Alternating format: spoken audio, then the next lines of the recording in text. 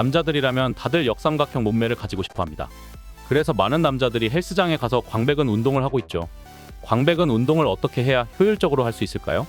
그래서 오늘 14개의 논문을 통해 알아보았습니다. 광배근 운동 중에 풀업이 가장 효율적인 운동이라는 것은 저번 등 운동 편에서도 다루기도 했고 많은 분들이 알고 계실 겁니다. 하지만 막상 풀업을 시작하려고 하면 많은 생각들이 떠오릅니다. 풀업, 친업, 뉴트럴 그립 풀업, 서스펜션 풀업, 로프 풀업, 키핑 풀업, 버터플라이 풀업, 퍼펙트 풀업. 당장 떠오른 풀업의 종류만 해도 8개가 되고 어떤 풀업이 가장 광배근에 효과적인지 감도 안 옵니다. 손폭도 당연히 고민되고 무엇보다 풀업을 하나도 못하시는 분들이라면 어떻게 해야 할지 고민되실 겁니다. 차근차근 들어가 보겠습니다. 먼저 본격적으로 들어가기 전 광배근에 대해 제대로 알 필요가 있습니다. 다들 광배근 하면 이런 사진을 많이 보셨을 겁니다. 허리, 엉덩이 쪽에서 시작하여 위팔뼈, 상완골까지 연결되어 있는 모습 말이죠. 하지만 광배근은 이것이 전부가 아닙니다. 광배근 일부는 아래갈비뼈에서 시작하기도 합니다. 단순히 광배근이 허리, 엉덩이에서 시작하는 것은 아니란 거죠. 광배근 일부가 갈비뼈에서 시작한다는 지식은 굳이 알 필요는 없지만 제 영상을 보신 분들이라면 조금 더 정확하게 아셨으면 하는 바람에서 다뤄봤습니다. 2019년에 라이자다 팀이 발표한 논문을 보면 풀업 그립과 그립 폭에 대한 정보를 얻을 수 있습니다. 매우 넓은 와이드 풀업, 클로즈드 풀업, 친업, 클로즈드 친업 5개를 비교하였습니다. 비교 결과는 와이드 풀업이 가장 효과가 좋았고 클로즈드 친업이 가장 광배근 근전도가 떨어졌습니다. 차이는 대략 16%가 났습니다. 2017년 로날드 팀이 풀업, 타워 풀업, 로프 풀업, 서스펜션 풀업의 근전도를 비교하였습니다. 광배근 근전도는 타워 풀업, 로프 풀업이 1등, 서스펜션 풀업이 2등, 풀업이 3등을 했지만 세 가지 풀업에서 광배근의 근전도가 크게 차이 나지 않았습니다. 2015년엔 로날드 팀이 서스펜션 풀업, 타워 풀업, 키핑 풀업 4가지에 대해 연구하였습니다. 광배근 근전도에서 1위는 서스펜션 풀업, 2위는 타워 풀업, 로프 풀업, 3위는 풀업, 4위는 키핑 풀업이었습니다. 하지만 1위, 2위, 3위에는 광배근 근전도에서 크게 차이가 나지 않았습니다.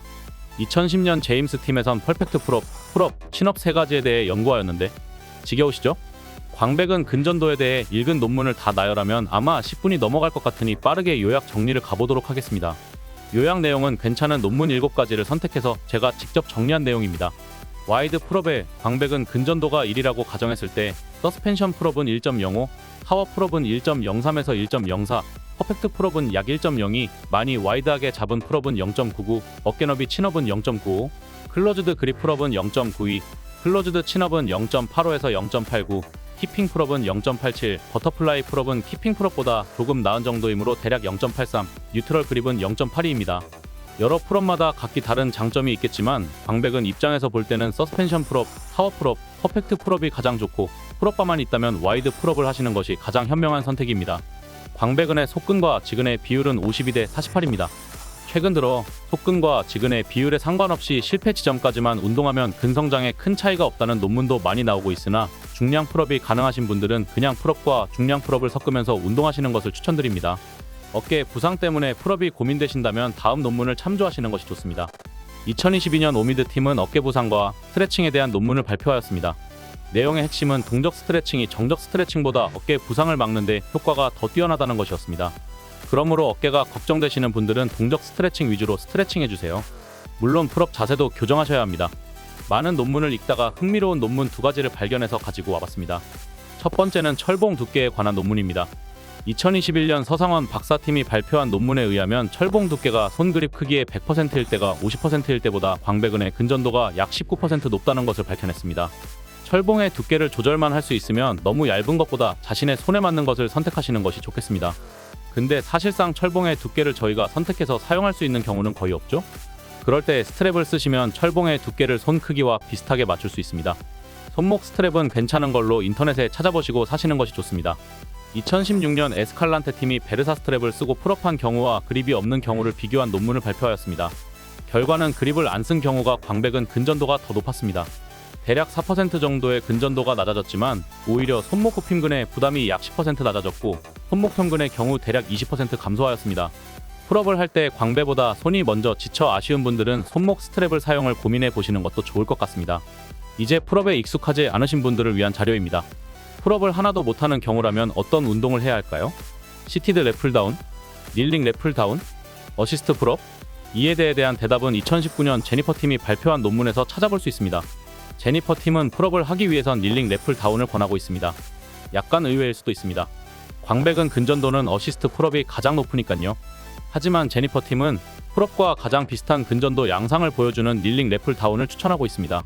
빠르게 풀업을 하기 위해선 광배근뿐만 아니라 다른 근육들 전체가 골고루 성장해야 하니까요. 당장의 광배근 효율은 조금 떨어지지만 빠르게 풀업에 들어가 높은 광배근의 근전도를 뽑을 수 있으니 현명한 판단인 것 같습니다. 참고로 이 그래프 수치는 풀업 초보자들의 근전도입니다. 풀업이 익숙하신 분들의 경우 근전도가 다음과 같이 변하기 때문에 어시스트 풀업이 가장 비효율적인 광배근 운동으로 바뀌게 됩니다. 랩풀 다운을 할 때 그립 폭은 어떻게 해야 할까요?